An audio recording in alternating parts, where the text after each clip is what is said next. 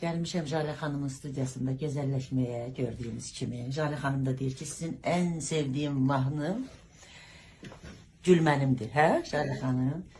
Okuyun da onun için.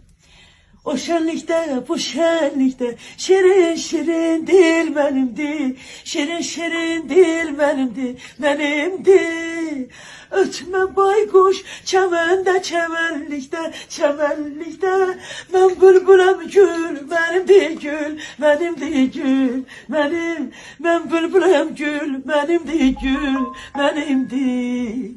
Gül benimdi, gül benimdi, gül benimdi, ah gül benimdi, gül benimdi, gül benimdi. Çok sağ olun. Çok sağ olun. Çok sağ olun. Teşekkürler. Siz var olsun. Sağ olun, siz var olun. Ne güzel. Dostlar, Jale Hanım stüdyasına gelmişim. Bakın siz Allah onun kabiliyetine bakın. Hem şəkil bak. Bütün qonaqlarını belə qarşılayır. Bak bu güzel kızımız Jale Hanım. Bak mənə.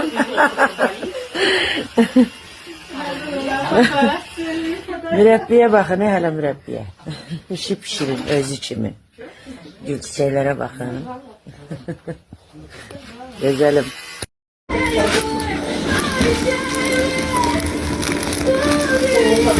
Kim gelmiş, kim gelmiş. Benim güzel sadaya Laçınım gelmiş.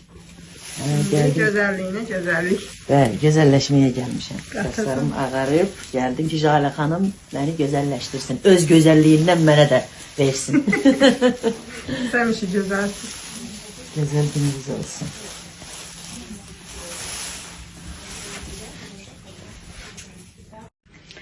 Nece oldu saçlarım dostlar? Kız bezendi. Kız güzelleşti. Çok sağ olun Jale Hanım. Teşekkür ederim Sağ olun. size.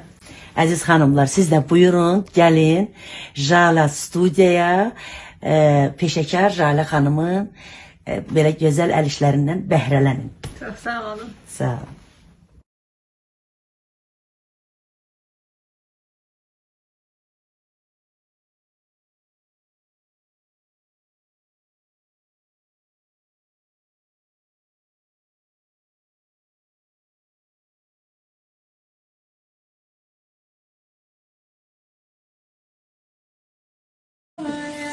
Başlamışıq biz işlerimizi görmeye, Jale Hanım güzelleştirmeye başlıyor.